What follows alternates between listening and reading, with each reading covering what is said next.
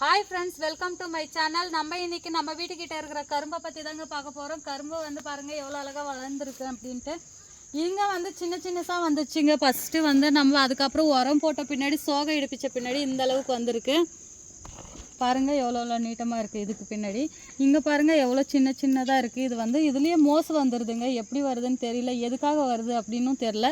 இது எதுக்காவது வருது அப்படிங்கிறது உங்களுக்கு தெரிஞ்சால் கமெண்டில் சொல்லுங்கள். பின்னாடி இருக்கிறது எல்லாமே நல்லா வந்திருக்குங்க. இந்த சைடு பாருங்கள் அழகாக வந்திருக்கு. இது மட்டும்தான் கொஞ்சம் எல்லாமே மோசு வந்துட்டுருக்குங்க.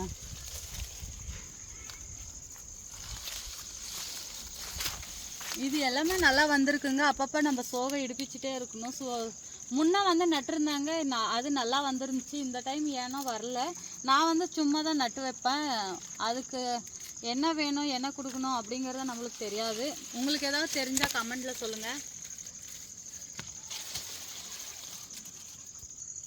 கரும்பு பக்கம் பார்த்தீங்கன்னா அப்படியே சுண்டக்காய் செடியில் சுண்டக்காய் கொத்து கொத்தாக காய்ச்சிருக்குங்க.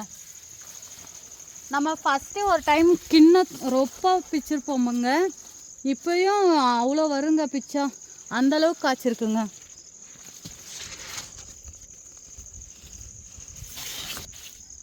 இங்கே பாருங்கள் எவ்வளோ கொத்து கொத்தாக காய்ச்சிருக்கு.